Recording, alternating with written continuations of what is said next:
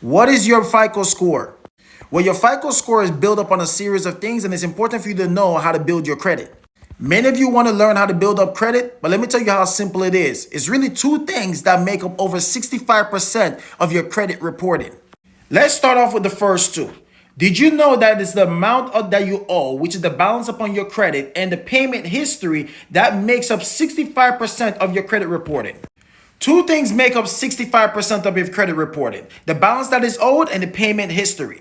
If you're always someone that pay your monthly payments, even if it's a minimum balance on time, that's good reporting on the payment history.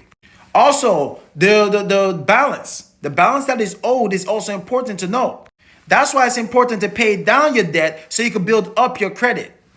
Also, 15% of your credit reporting comes from the length of credit history. Credit mix is 10%, and also another 10% for new credit. I hope this chart helped you guys to truly understand how to build up your credit and what are some of the things you could do to do so. If you would like to learn how to become a better debt manager and learn how to build up your credit and pay down your debt, I want to teach you, and all you have to pay is attention. Comment below if you're ready to learn.